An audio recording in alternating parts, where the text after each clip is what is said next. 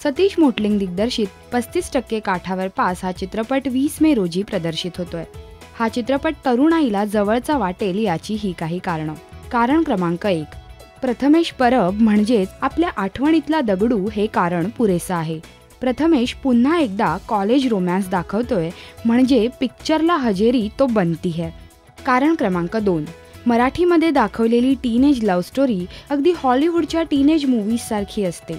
त्याचा एक वेगळा प्रेक्षक वर्ग असतो, त्यामुळे अशी सुट्टीमध्ये आलेली टीनेज लव्ह स्टोरी पाहायला नक्कीच मजा येईल। कारण क्रमांक 3, प्रथमेशच्या रोमॅन्सची स्टाईल ही अगदी आपल्या डॅशिंग हिरो सारखी नाही। थोडासा अल्लड, थोडासा विनोदी असा त्याचा रोमॅन्स असतो, ज्यात मुलीला पटवायचे अनेक फसलेले प्रयत्न असतात आणि त्यातच मुलगीही पटलेली असते।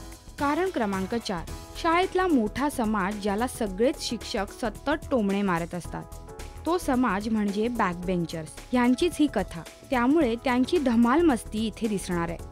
प्रेक्षकांना हा नॉस्टॅल्जिया अनुभवायला नक्कीच आवडेल। कारण क्रमांक 5, चित्रपटाचं गाणं तर छान झालंच आहे, परंतु प्रथमेशला मिळालेले फाडू डायलॉग्स नक्की तुम्हाला थिएटरपर्यंत घेऊन जातील। तर ही होती 5 कारणं ज्यामुळे हा चित्रपट तुम्हाला पाहावासा वाटेल। या व्यतिरिक्त जर काही कारणं तुम्हाला माहीत असतील तर ती नक्की नमूद करा या व्हिडिओच्या कमेंट सेक्शनमध्ये।